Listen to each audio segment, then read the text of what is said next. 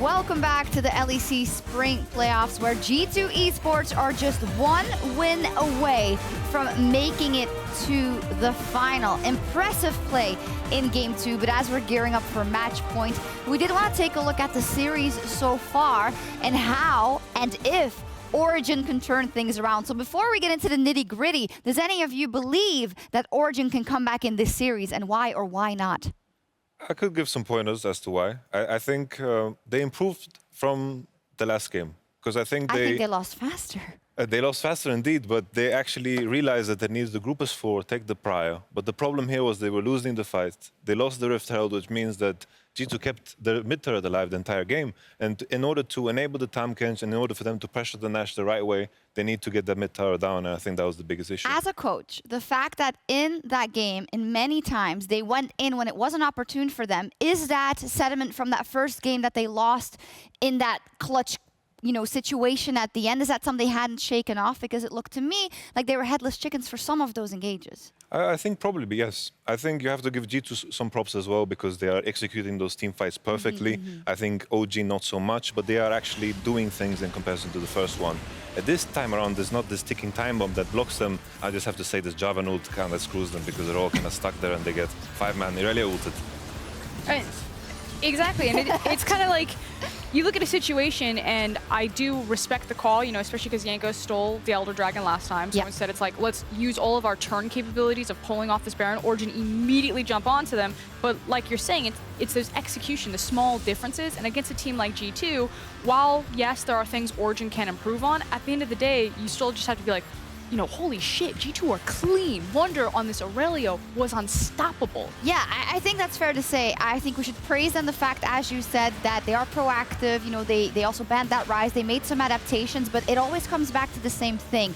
What Frosk is alluring to right now, the fact that in those small details, in those small trades per trades, champion pro champion, a small second in every team fight, every single player of G2 just has the upper hand. I feel like you can take a G2 game and just watch every single player individually and just learn so much and just watch the beauty, because I think we could look at so many replays in 25% speed and just sit there and all. Does it seem like you're looking at week 1 G2 with a Mithy that's in top form? I mean, his Rakan was sick on a lot of those engagements, constantly finding multiple targets, hitting the right shield. So yes, Mikyx looked great in that game, and frankly, every member individually across G2 have looked really solid today. I agree, and now we got that out of the way, it becomes time for us to talk about where the possibilities lie for OG. So I'm just gonna run down a couple of things, and you guys can tell me if that's the option, yes or no. And I wanna go back to that mid lane matchup, because we talked about it so much. Deficio saying a couple of weeks ago, we have a mid laner that can stand up to caps. How do you think it's influenced the match so far? Has it mattered? Oh. Not at all, I feel. I feel like the matchups, the team compositions that both teams played this game were very polarizing. They wanted to achieve different things, and I feel like when G2 was in the driver's seat, it was G2, and when OG was in the driver's seat, it was OG. It wasn't really like a single-player standout performance. You want to see a crazy pick from Nukeduck? I mean, at this point, when you're 2 games down, maybe that's what you have to go back to, but ultimately, like, I feel that that was just never going to be the case for Origen. Not that Nukeduck can't do it, but we say this all the time. It's like, oh yeah, but Origen, they might be able to contest, because at least Nukeduck isn't just going to get steamrolled by caps. But the fact of the matter is Origen don't use Nukeduck in the same way that G2 use caps. G2 are a team where they can give caps a counter pick, and he can just flex on people. And Origen are a team that use Nukeduck for pressure, for priority, for rotation. So I just feel like that's such a kind of like a BS fake throwaway point. It was never going to be how Origen won, of like. But then I have to ask you the question, because we've said for so many weeks that Origen is a machine. It's all 5 of them. There's no star player. But I need someone. I need someone to step up and be that star player, because they're all losing to every single member of G2. Tell me who. That's why I kind of feel exhausted right now, Sjokz, because I'm looking at Origen playing this game. I'm like, I like the decision making. I like the changes they made. Maybe not so much on the Varus, but I'm like. Patrik. Perkz, the guy who, by the way, is in his first split as AD carry, he went 5-0 on that Xayah. I didn't see Patrik for a second. I'm just trying to get it out of you guys, because that's how I think OG is feeling as well, which paints the picture pretty accurately. I feel like when I look at OG, they did a lot of good things. They are doing good early game pathings for Trashy. That's something that I was worried about. Cold pathing is excellent. They are drafting in a way which is good towards this meta, but G2 would never play meta. I feel like they just need to make these minor adjustments to make their team composition work. They didn't get the mid tower this time around. They made adjustment from last game. I need them to stick to their guns and just do it better, because that's what I wanted to hear. The 1-4 is just not working right now. And there's kind of two different mentalities. You can either go, let's neutralize lane phase. Let's try to go 50-50 with G2, take it into team fights, and then we can just team fight better and make macro calls better. Or you say, let's try to match fire for fire and take strong laners and try to punish G2 in the lane. When Origen have won, it's actually when they did try to punish in the lane with that Zed pick, but ultimately that hasn't been what they've been drafting for. They're trying to find these neutralized pathing performances through Kold and get to those team fight phases, but then once they're there, they're just not executing on it. Yeah, from my perspective, if we look at the PGB from, or the breakdown rather, from game 2, they lost very fast because they kept taking those engages, and we know they're individually just a step under what G2 has been bringing. From my perspective, I like the game 1 better in that regard, because they were calm and collected and they had the upper hand. They played the objective game. They got all the dragons. They were equal on gold. They were equal on towers. They had a good team composition. They just never fought. I think the big takeaway is that they played around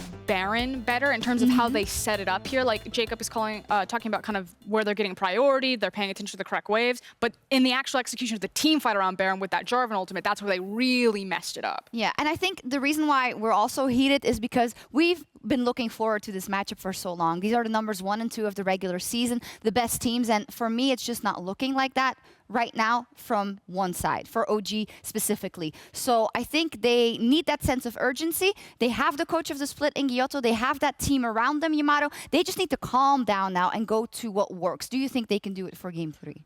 I think it's hard to say. I think both games, G2 were going to outscale them. Second game, they actually realized, and I think it's a hard case to make. I'm just happy we only sent one team to MSI. There we go. It's good for us then. We're not there yet, Yamato. G2, they are on match point, though, with their eyes set firmly on the final. Let's see if they can pull it off. Thank you very much, Sjokz. As a reminder, if you want to watch G2 Origen and Fnatic fight for the title next week, you can get your tickets right now at eu.lolesports.com/Rotterdam.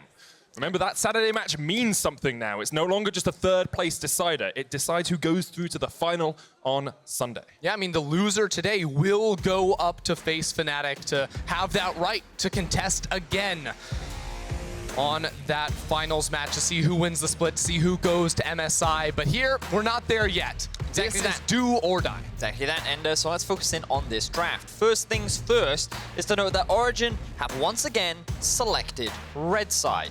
That means that the Ryze will likely be taken off the board once again. Sylas, Kayle, likely to follow suit. The question is, will OG make the shift up in the bans, or will they stick to what has they've gone with so far in this series? There's a lot of different options for them as we jump on into the picks and bans. Now, I think if you're Origen, the question is, how do you change? You know, what do you alter to really get those wins under the board? Because at the moment, you need a reverse sweep to make it straight through to the finals. Yeah, I think the changes won't necessarily come in what they ban here. I think they've had some pretty solid bans so far, and even their drafts have been okay. But for me, it's how they play in the game, how quickly they're able to force action. And if they are going to change something up, it would be to see if they can play around some more lanes, especially the bottom side of the map, which got left out to dry in game number 2. Perkz absolutely ran over Patrik. So, I'm going to take Gamble and say Rek'Sai first pick, insta-lock. Whoa! Oh, here we go. Oh, Vedius prediction king. So, I'm then going to say Lissandra, Jarvan as the next two. What? And then I'm going to say Xayah Rakan. I'm going to say Xayah Rakan. I'm just going to throw it out there, This is the only risky one, in my opinion. This is the only place I think, are they still going to go Xayah Rakan? But if you get this right, Vedius, you are truly the superior analyst of this. It's not like they ran this draft before. So maybe an Akali ban next for Origen? Well, but hit me up. They're literally doing the same thing. So they picked the Tahm Kench. Hit me with some thoughts here, though, because this did not work for Origen in game 1. I actually am not a huge fan of the Tahm Kench here. I'd have rather seen them take something. But here's the shift up. Here's the change. Oh. The Aurelia ban here, removing that from Wunder, even though they had counterpick for top lane last game, and Alphari was in a good matchup where he was able to dominate. Specifically for me, what I'm looking at now for Origen is a really strong top lane pick they can play around. Not a Poppy, because Poppy, she can win lane, but in team fights, not going to have that same level impact that you would like. I need Alphari on something that can deal damage, because with a Tahm Kench pick, you are not playing for Patrik in this game. Well, there's the Akali ban as well coming out from Origen once again. We do, as you say, see the Corki left available, which Origen banned last time we went through this draft. Zed removed by G2. They also banned away the Ezreal on this phase, and instead it's going to be the Jace getting taken out.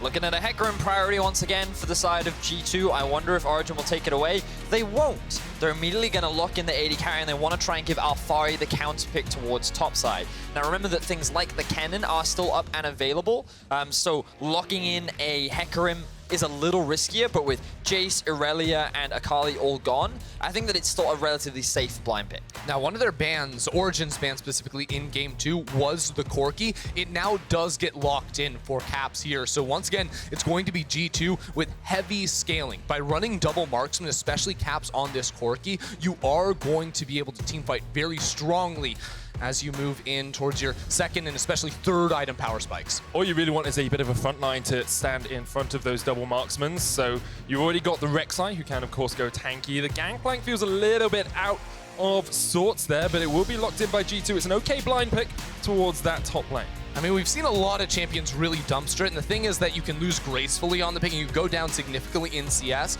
but still be relevant. Bwipo is the best example of that, and by banning away champions like the Jace, you try to remove some counter matchups, but ultimately, Gangplank is always going to struggle against ranged champions. Whether or not that's the Swain or the Lissandra, both of them can easily clear out his barrels and threaten all-ins if a jungler is coming up there as well. One of the things I will say about the Gangplank is he does help when playing around bot lane. His ultimate is a great contributor in setting up for dives, and you've also got the package on Corki. So this to me implies that Cats will be roaming around the map a lot, and that their primary goal will be to try and get the bot side of the map ahead, just like they did last game. Whereas for Origen, I think once again we're looking at these team fights, and it begs the question of Origen need to change up their ability to force these fights in this game, because one of the issues they've had so far in the series is the willingness to pull the trigger, the willingness to maybe take a fight that isn't 70-30 and actually go for a fight where you can get those outplays in. And I like seeing this from Alphari. He's returning to the Swain. Last year, I remember when Swain was a big pick, he played a lot of it in the top lane. In game number 2, he played so well on the pop. He got so much attention from his team as well. We will see a repeat of that in this game, I truly believe, but it has to be different for Origen. They have to be able to turn their lane advantages on the top side, if they choose to play there, into much more around the rest of the map. Got to translate if you're Origen.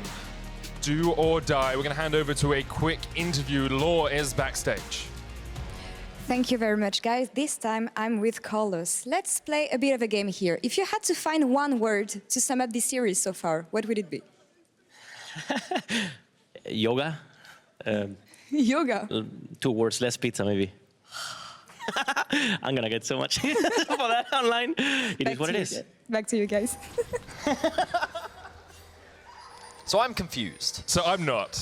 There was a New York Times article that came out this week talking about Origen and their training strategies, and they said, we got rid of some of the pizza and we added more yoga into our routines, and it worked out well for us. That's where that comes from Carlos. To bring it back to a more somber note for Origen, it's do or die. They have to reverse sweep G2 if they're going to make it straight through to the finals. Otherwise, they will face Fnatic next week. Watch Mikyx here. They did this last game where he took W and snuck around. Alphari's playing a little aggressive. They have Gangplank. Now, they don't have the Swain they had last game, so it's less CC. I don't think they can get a kill, but they could look to burn an early flash. How are they going to do this? Perkz has yet to level up a skill, doesn't have the W. Here we go. Wunder stepping straight into Alphari. There's Mithy.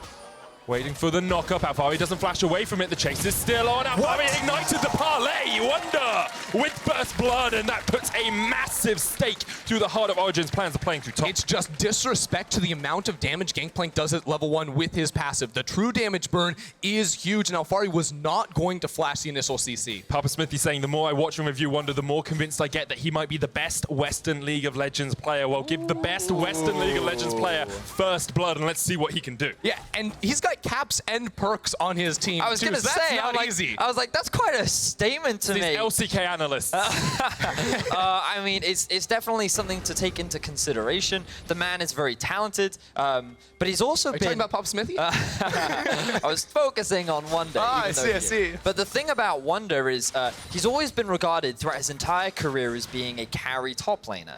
And one of the big criticisms that he used to have when he played for Splice is that when the meta was very team fight focused, his impact on tanks was nowhere near as relevant as it was on carries. Like, he was the guy that used to play Trinity Force Fizz top, and he used to play these kind of crazy champions that would get leads and he'd be a really big side lane threat, but on tanks he never had that prevalence, and it feels like that ever since he joined G2, he's never really needed to. He's had the creative freedom to play whatever he wants, and while I'm confident he could still play tanks, he's definitely shown a lot of growth over the year that he spent on G2 in 2018. Yeah, he's also a player that just shows up internationally as well, you know? A lot of the time you see him go onto that stage and all anyone talks about is the strength of G2 solo laners. We heard it a lot last year. Well, now they've added more strength to the roster, top to bottom. You have a case to be best in your role, or at least top 2, top 3, and this team already looking scary in the series against Origen. It definitely is. We actually see Origen deciding to go for a couple of minion dematerializers pretty early on here. Well, in their rune choices, you've got one on Nukeduck in the mid lane and one on Mithy down towards the bottom side. Of course, was changed on 9.6 to only give you 3 stacks instead of the usual 6, but can still help you if you want to push out some of these waves. Yeah, for sure. And the other interesting thing to note is the electrocute on the Corki. This isn't typically what we're used to seeing, and it's usually fleet footwork. Yeah, but it definitely contributes to the burst, and I also think that it kind of just speaks to Caps as a player. If he has the opportunity to kill his opponent, he will go for it. And I think one of the advantages is that against a Corki, it can be harder for a Lissandra to actually proc that aftershock to land that W, because she's never really going to get in range, which means that every time she kind of approaches the wave, it's actually very easy for Caps to kind of land that initial burst combo of the E into auto into Q to then convert that into... Now look here, top lane. Jankos is going in, but Kold has the counter gank. Hold there just in time. Jankos going to run away. Wunder just chase back towards his tower. Alphari not able to land the never move now. Meanwhile, in the mid lane, Caps down to about 250 HP. Nukeduck has the advantage here. Of course, has already teleported back into that lane. I feel like we have to talk about the junglers, though, because once again, Kold reads Jankos like a book. He's such a strong pathing jungler that he often shuts down plays the other team is trying to make.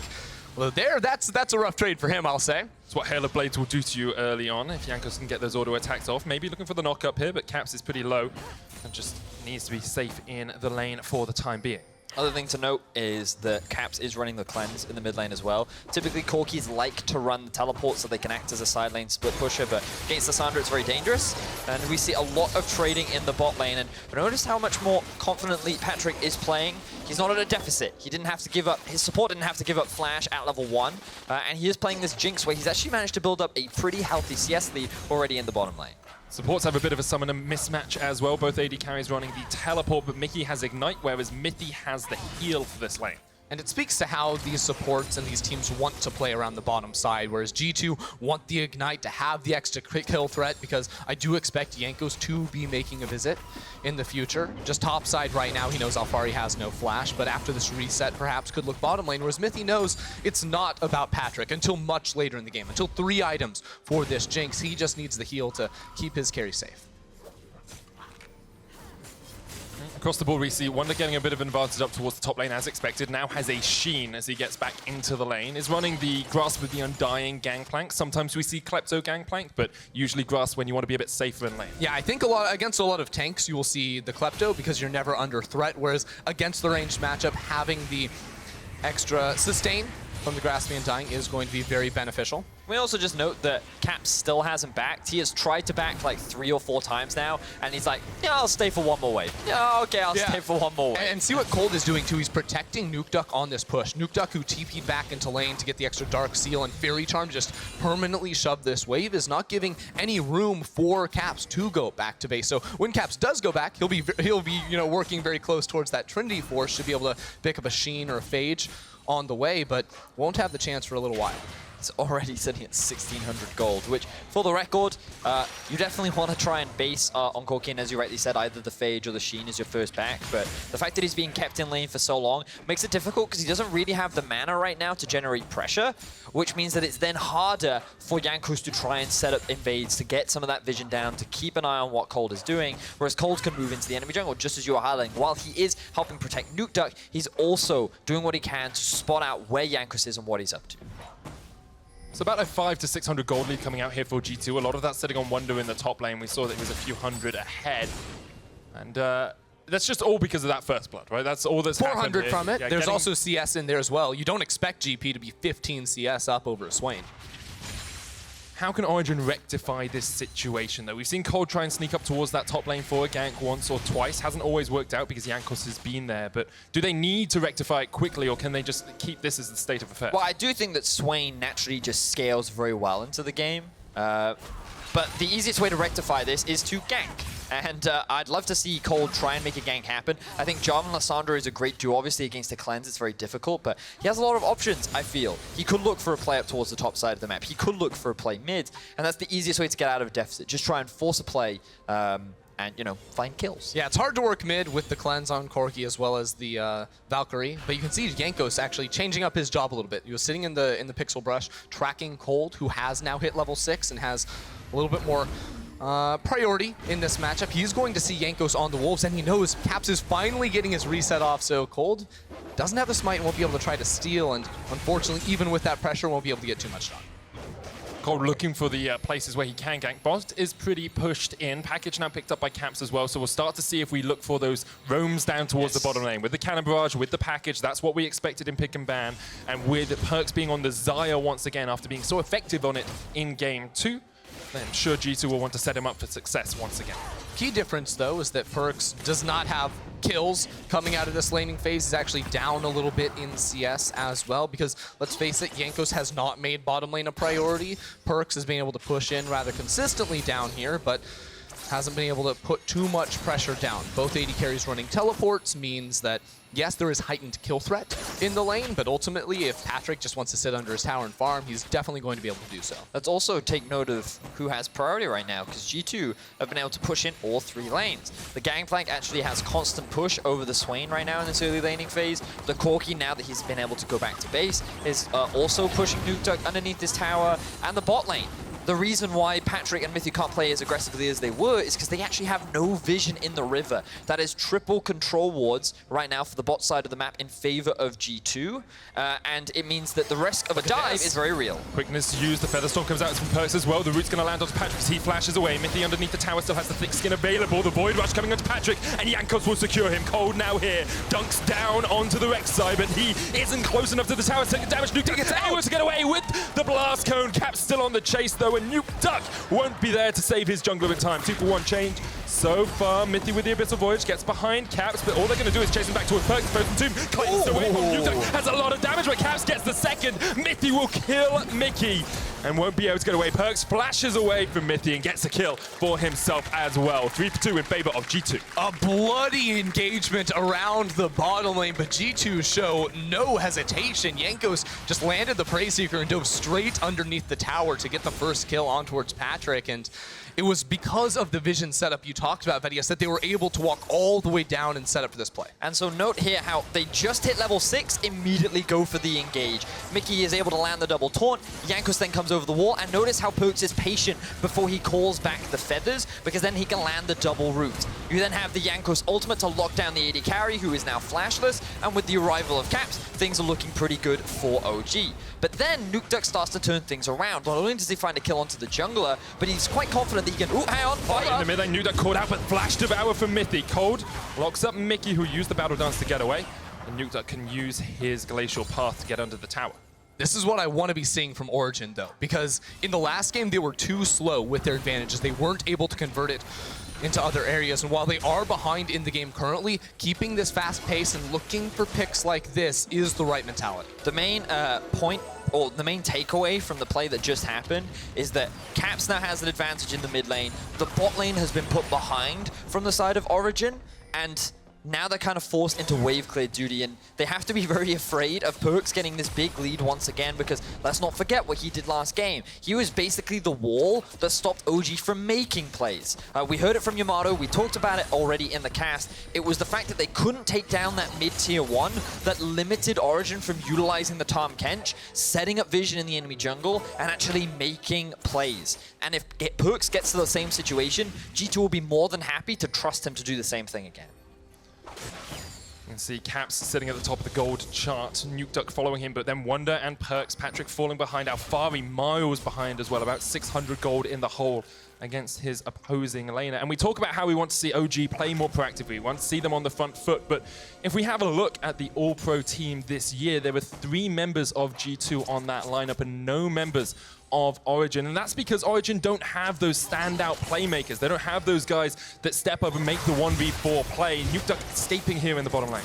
It's one of those things where, for me, Origen is a team that's greater than the sum of their parts. What makes Origen so good and what has found them so much success in the second half of the split is their teamwork and the fact that they have so many versatile strategies and the fact that they come across as a very smart team. But pound for pound, you just naturally give the advantage to players like Caps, like Wunder, like Perkz, and I feel like in this series is kind of an example of why you often put your vote in that corner. Exactly, because the question that's asked is, what's better, the team play that wins later in the game or finding the right fights, or the people that'll just win 1 versus 1? And so far this series, a lot of it has been the solo plays from the side of G2. I mean, we think about the team fights, right? Like, one of the things that can often get lost is how these individuals make those plays that end up winning you those fights. So even if the fight is like 80-20 in your favor and everything you've done is correct, sometimes if you just have that unbelievable player that does something crazy. Sometimes you have Wunder, and he just goes in the backline 1v3 and kills everyone. So it's one of those things that makes G2 so scary as a team. But Origen, they're not completely out yet. They are at a pretty big deficit. They've actually completely abandoned the bot lane. They've swapped up towards the top side, and right now this early game is falling out of their control. Yeah, I mean, they're already 2,500, 3,000 gold behind. You've got Trinity Force finished on Corki. You've got an Essence Reaver already complete onto Perkz, and sitting only at, pieces of items on the side of Origen. It feels like G2, with this ability to scale with the double marksman, are in a very strong position. They are indeed. And now the Rift Herald is a point of contention. Remember that OG do have 4 members here. Caps has the package, so he should be able to get out fairly safely. But look at how low Kold is. The Gangplank ulti is available, and here comes Jankos. Jankos on his way, knocks up the Scuttle Crab. Rift Herald's going to reset. Wunder chased off towards the top side, has to burn the flash, and Jankos coming in from the side here as Caps chases away Nukeduck. Rift Herald chased him all the way into the jungle, but is just going to reset in the end. But now Perkz has just taken the bot tower, and he can actually group up with his team. He has the teleport if he needs it, but he's likely just going to walk up towards this Rift Herald as Caps gets priority mid, and G2 should be the ones to secure this objective once again. I believe Alphari actually used his ultimate down in the bottom lane as well. Going to port in here into the mid lane, just trying to protect this tower, but gets rooted up straight away on the flame jump as he's chased away. No ultimate on him. Caps there, just tanking up in front of his AD carry. Patrik will just clear out the way for the moment. Rift Herald has been started up. Alphari down towards the bottom lane. Double the amount of plates for G2 here in the early portion of this game. Now, both top laners do still have their teleport. Remember, Wunder has the cannon barrage as well to influence a fight around this area if it were to break out. But OG are not confident enough to move into the river, and because Perkz got blown up in that fight, he had to reset. So it will be parity on the map once again. The thing is, though, whenever we see someone get blown up on the side of G2, they somehow seem to be able to get out alive. Cap still has the cleanse here, which is why I'm not too worried for him at the moment, but will just be chased off towards that mid lane once again. Coming past the 15-minute mark in this game, it's a pretty sizable lead for G2, about 3,500 gold ahead. So the thing that often surprised me is, in that situation, Nukeduck chose not to ult, when I feel like he could have, right? And the thing you got to remember is, Mithy. You do have to remember Mithy. I feel like they're looking for a fight. They really are. Yeah. Wunder coming in as well. Here's Jankos. Powder Cake's going to land, but Kold's just forced away for the time being. Right. So the thing about Cleanse, right, is it actually has a very long cooldown. It's 210 seconds. If my math is right, that's 3.5 minutes. It is. Good right? stuff. Well done. And I feel like when you have an ultimate like Lissandra's, which is only a 1.5 minute cooldown, you can force it, and then your ultimate will be up again before their cleanse is back. And one of the things that I often wonder is, Origen just feel like they look at these situations like, we can't make the play happen because, well, you know, they have these summoner spells and they get out of the situation, but they don't think, well, we can make this play happen and then we're setting up for the next play. It just feels like that they're playing a little too cautious. They're not willing to take gambles, and I feel like that they kind of need to when they're down 2-0 in a best-of-5 for a spot at the finals. Very much agree with you there, Vedius, and it's kind of that sum of their parts discussion, isn't it? Origen are greater than the sum of their parts because as a team, as a unit, they work so well together. But Yes. You don't see the one person saying, okay, I'll take the 50-50. I believe in myself that little bit more than I believe in Caps, then I believe in Wunder. And that's not to say that they're bad players, right? Because like we look at players like Nukeduck, and even in that 1 versus 3, he had a very impressive Lissandra play, and he actually ended up getting a one kill in that situation. And we've seen Alphari, he popped off last game on that Poppy as well, right? It's just one of those situations where sometimes it feels like they're playing a little too safer than they need to. But you can't blame them when you're playing against a team like G2. You have Caps, who's won 2 LEC titles. You have Perkz, who's won 4. You have this team of veterans who are probably the best players in their roles in a lot of positions across the course of all of the LEC. It's so hard to think, I can take this guy in a 1v1. I can take this guy in a 2v1. And Origen's response so often is, we'll take them in the 5v5. And if you are them, you know, with the headsets on, behind the PCs in this game, down 4,000 gold, you have to come up on the fly with a strategy to beat them. And I think their best bet is to wait a little bit. Patrik is going to be the damage dealer for this team, and while, yes, you can look to fight with the numbers advantage, ultimately, I think you need to wait before looking for the explosive fights until Jinx is at 3 items. Because OG, while they don't have a true tank frontline, they do have a lot of survivability with a Lissandra, a Swain, the full tank Jarvan, even a Tahm Kench to bail someone out, that they can go for longer fights and wait for Jinx to get the reset before they can win. The difficulty for them is going to be that even in the late game, that doesn't mean they outscale, because G2 have so much power, 3 players that are going to be building full crit.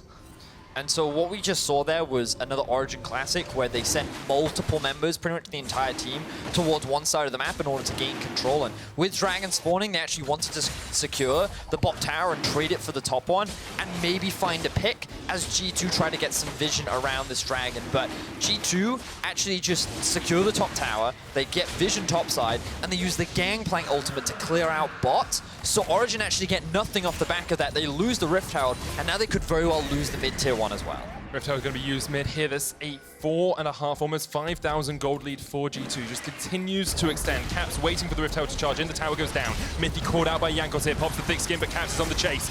Root up with the flame. Chompers not going to have enough damage to take down Mithy, but Patrick's forced back as well. Going in. And with the Rift Herald going forward, there's the forward rush. Jankos gets the kill. He'll get a double. Takes down Mithy. And now Kold is on the chase as Jankos just about gets away for the moment. Eventually will fall to the vision of Deathbot. Doesn't connect. He's used the bow to get away, but there's no flash on Jankos. Kold is going to get it. Does have his flash EQ combo. Final auto attacks enough. They shut down Jankos, but they lose so much for it. I actually think Jankos was out of combat right there, so he got the shutdown gold, because in combat, the shutdown will not update. If you get a pentakill, you won't get shutdown if you're immediately killed. But he lived for so long that Kold got like 600 gold off of that play. Oh man, but the fact that Jankos went for that play, showing you the power of Hail of Blades right there in the early game. The fact that you're able to stack up that Fury so quickly means that he used his ultimate to get the initial chunk of damage off, but then that E damage was just so devastating. So that actually bought a lot of time for G2. They pushed in both lanes. Wunder still holds on to this bot tier 1, and it feels like the G2 have just got full control over this game. And plays like that are so reminiscent of the first half of the split G2. You know, this G2 that went 9-0. Perkz gets away, uses the Featherstorm to get to safety, but it's very easy after looking at their last few weeks to forget how strong G2 were in those first 5 weeks, how much they dominated the league. We were talking about them as the most dominant team we'd ever seen in Europe. And this is such a strong performance by them as they get the charm on the backline. Caps rooted up. Nukeduck uses the frozen tomb on himself. Mithy very low, almost goes down to the cannon barrage. The bow was not able to connect, but here's Caps from the side, and now Nukeduck just trying to dodge around. Perkz gets the kill. It's another as Wunder puts the parlay into the back of Mithy. 2 more players from OG fall, and G2 once again come out on top. Just 20 minutes into the game, G2 are trying their best to roll over Origen. They're up 7,000 gold. The Baron even hasn't been on the map for a minute. They're still going going to move over towards it. Kold is in the base. He's trying to run here to make a play happen, but it might be too late. Alphari here, 5,000 HP left on the Baron. Patrik coming in from the side as well, doesn't have the Super Mega Death Rocket. 4,000 HP now on that Baron. Alphari's going to pop the Demonic Ascension, can get in the middle of them all. Caps able to survive as he he just jumps away. They do reset the Baron, but OG don't get too much out of it. So we can see here that Origen, after what was a pretty devastating fight, end up actually keeping the Baron away from G2's hands. But that fight was not an ideal situation for OG to find themselves in. So as we start this replay off pause, what you'll notice is that a lot of Origen are just grouped up in this kind of choke point here. And they're going to be forced to escape up through this narrow point. And this is going to allow the Mithy on here to come in from the side, land a multi-man taunt, and then the Gangplank ultimate, who's just sitting behind on his way up, as you can see on the minimap. He's going to walk his way up, he's going to throw the ultimate on top of the team, and this is just going to melt through the squad. So as we roll out the replay, you'll see how this whole fight comes together and how it kind of devastates through the lineup of Origen. And the fact that the one-more combo worked in this very tight choke point meant that it was a very easy fight for G2 to get the chase down in. And it's basically a 2v5 at the start, right? It's a Rakan and a Corki jumping into that corridor, but because they had the threat of the rest of the team coming, the cannon barrage as well as the CC from Rakan, just keep Origen in there. Origen were on full retreat the entire time, and G2 were able to get full control over this top side. They have total vision control over the Baron pit. Teleport coming in here as Mithy is overstepped. Pops the thick skin. The blast code used by Wunder. Mithy will go down. Wunder on a killing spree. 10-3, 7,500 gold lead for G2 now. But why is Mithy even there? Like, Baron buff is up, you're warding for a Cloud Drake, it just doesn't make sense. Origen are all out of sorts. We were wondering what they were gonna do. They're just gonna get engaged on. Charm lands onto Kold, the second charm onto Alphari as well. Nukeduck splitting down towards the bottom side, but Kold will pop the Cataclysm and he will fall.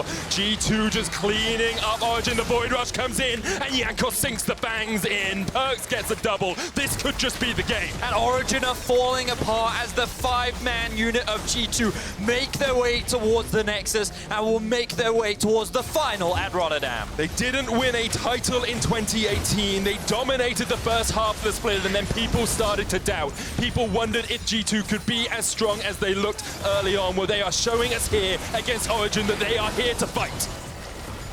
Origen, they're trying their best. It's the last-ditch effort for this team. Nexus towers are down. G2 take down Nukeduck, and the Nexus is in their sights. Kold with the flash in. Alphari here as well. Patrik pops the Super Mega Death Rocket. Gets one. Caps shut down. The Nexus towers have fallen, but G2 have to run. Patrik looking for the resets. The red buff slow. The zap is enough. Excited, he gets excited, but they can't get the chase off any further. Tahm Kench comes in behind them, but it's all him on his lonesome. It's Mithy versus his former team as they try and take down Perkz. Don't root him up. Don't take him out. It's a shutdown going over to Kold. Origen are running to Baron. This was their last chance to stay alive in the game. G2 thought they had the time to take down the Nexus. We all thought they had time to knock that one down, but no. Patrik had something to say about it. They stayed alive, and with no towers defending their base, they are starting the Baron. It's only Jankos that can try to steal. 8,000 HP left on the Baron. Jankos has stolen an Elder Dragon already this week, and Wunder has the teleport up in 7 seconds as well. 4,000 HP on the Baron. Patrik wailing away on it, but Jankos looking for the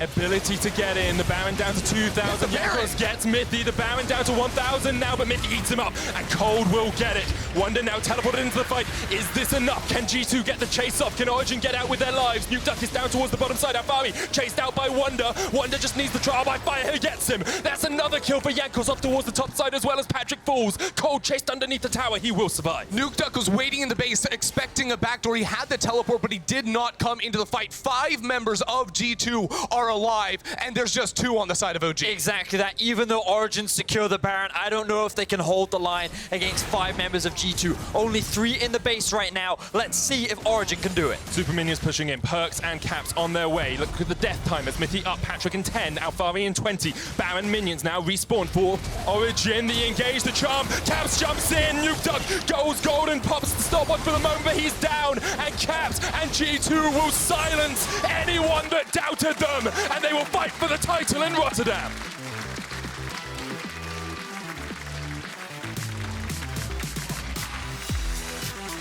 Expectations were not that G2 would 3-0. We expected this to be a 5-game series. We expected the back and forth. But G2, they came in prepared. Every member showed up. and this is G2 at full power. And every single game from this team just got better and it got cleaner. Game 1 was scary. If you're a G2 fan, you thought OG were gonna take them down, but game 2 was dominant and game 3 was not even close. G2 were the best team on the day and they're looking like the best team going into Rotterdam. And this is what the team was built to be. They were meant to dismantle Europe. They picked the best players from every position, and they hoped to build one of the strongest rosters that Europe has ever seen. And while they faltered in the second half of the split, they came into playoffs prepared, and now they look like a terror for whoever goes up against them in the final. Because for 2018 G2, they made it semifinals. Everyone remembers that, but it was a failure domestically. They could not continue their streak. They won 4 titles in the first 2 years before it. They won 0 in 2018. They completely changed their roster. Perkz to AD carry, people thought they were out of their minds, but then they bring in Caps, they bring in Mikyx, and this team just looks almost unstoppable. This does mean that G2 moves on to the final next Sunday, where Origen will play up against Fnatic the day before on Saturday. Get your tickets for the finals weekend in the Ahoy Arena at eu.lollysports.com/Rotterdam. And you talked about Perkz in the lane swap, but he had an exemplary performance in those last 2 games. Game 2, Game 3 on the Xayah, he was popping off. It was impressive to watch, honestly, from this team. I mean, we've said it so many times, every single role can carry, but it did come to fruition here. It was true for G2. Game 1, Caps. Game 2, it was Wunder, it was Perkz. Game 3, I just think the whole team won their lanes. They just walked down and there was nothing Origen could do to stand in their way. Who do you think was key player of the series? Was it Wunder, Caps, or Perkz? Head on over to @LollySports on Twitter and vote. I'm a support main, and I think it was Mithy. His Rakan was absolutely impeccable. He made all the plays. If he doesn't engage, no one can follow up. I mean, I think many players from G2 had very impressive performances. I think Jankos was someone to take into consideration as well. I think game 1, he definitely got out-jungled by Kold in the early game, but as the series went on, he warmed up. The burn from Sjokz still clearly hurting him in game 1, but progressively got better and better. Speaking of Jankos, he and Perkz will actually join Sjokz and YamatoCannon in the post-game lobby in just a few minutes. So very nice. We can hear, what Sjokz's burn actually, how it affected Jankos, how he thought about it. But for Origen, I think they're obviously going to be very frustrated. They wanted, at the very least, to take a game off of G2. And while game 1 was very close, as Ender said, it just kind of got better and better for G2, but worse and worse for Origen. And they will have another opportunity. They will go up against Fnatic in our semi-final on Saturday, and if they win that, they have the opportunity to rematch G2 in the final. Now, naturally, G2 would look like the favorite in that matchup, just like they would against either of them, but it sets up for a really exciting matchup between Origen and Fnatic, the former final back in 2015, one of the hypest series we've ever had. It's definitely going to be a match that you want to tune into. It definitely is. Let's see what Caps and Mithy have to say after making it to the final. Thank you very much, guys, and thank you both for joining me. This series was a bit strange, I'd say, but in a good way for you guys, because a close game 1, controlled game 2, and a brutal game 3. Do you feel like you got powered up as the games went, or was it Origen collapsing, Caps? I mean, for sure, I felt a bit rusty game 1. I didn't like, it was like we haven't been playing a stage for a long time, right? So, of course, I would feel like a bit rusty. And also, they got like a really early lead. So we were playing on the back foot, and we were fine with that, right? We were talking about forcing a bunch of fights, but we wanted to just like relax and like outskill them instead. And then the next 2 games, we got like the early lead, so we could like push it a bit more. It's interesting because it's a new format this year, and the fact that you haven't been playing for a while proves it. How do you feel about the new format, Mithy? I mean, now that we're first, I kind of like the new format, but yeah, I think just in general it's pretty good. Okay. I like it. And didn't you miss not playing for 2 weeks? I mean, wasn't it weird just watching the teams from behind and not knowing who? I mean, it was a bit strange, and today as well was a bit scary, I guess. And in the early stages of the first game, I was like really scared to do anything. Why? Because I didn't play on stage in a while, so I need to get kind of used to it. And then I think, yeah, third game was better. Second game we don't talk about, but yeah. Getting back to the series now, do you think Origen was missing something to match you guys? And what was it? So I think Origen might have underrated us going into playoffs just because we had a very bad last couple of weeks. But we also said a lot of times, like, right, we wanted to be like at our peak in playoffs, right? We want to peak when we go to Rotterdam. So I think they underrated us, and I think if they want to beat us, they should probably win for different strategies, maybe a bit more cheesy strategies. They played very meta comps, and they played what we expected them to play. And I just don't think they will, like, we can win like that, you know. I can't agree with you, and I underestimated you guys a bit because I haven't seen you play for such a long time. And I was wondering what phase of G2 I would see today, especially knowing about your injury, Mithy. How is it going since? My wrist? Yeah. Well, I actually expected it to be a lot worse because, I mean, it's for sure better than like 1 month ago. It got a lot better. But I still had like some pain, especially like in the past week or so, because I still played a bit of scrims, like half of it. And then today was actually pretty good. Like I didn't actually feel much pain. It was like sometimes in between the games, it was like a little bit of, what is this? It was a bit of annoying pain, but otherwise it was pretty good. So I'm happy with that. Okay, it's getting better. Relieved to hear that. Do you feel like you'll be ready to play finals tomorrow? Next week, I'm sorry, still. Do you feel like you'll be ready to play finals next week still, besides the hand injury? Wait, I actually can't hear. And I will say it again. Do you feel like you'll be ready next week to play the finals besides the hand injury? Yeah, of course. I mean, I'm expecting us to face OG again. I'm not sure what Rasmus thinks, but yeah, I think OG were pretty good. I just think we were better. So I expect them to meet in the finals again. Well, get back to Yeah. Oh, actually, yeah, go ahead. I mean, I did the Euphoria prediction and I put Fnatic winning against OG. I mean, I think OG can for sure win against Fnatic, but it was more like I really want to face against Fnatic, so I was like kind of cheering for them, you know. So I obviously hope Fnatic will win, and I think they can, yeah. But going back to the game for a bit, you guys master 1-3-1 right now. You can also play teamfight, but what is the best play for G2 to play the game right now? Well, I mean, we're trying out some different things. Obviously, we're a new team, right? So we want to get all the, like, we want to be as flexible as possible. And I think that's like a big strength is that we are capable of playing so many different things, and we're capable of doing so many different, playing so many different ways of League of Legends, right? So I'm pretty confident in our future.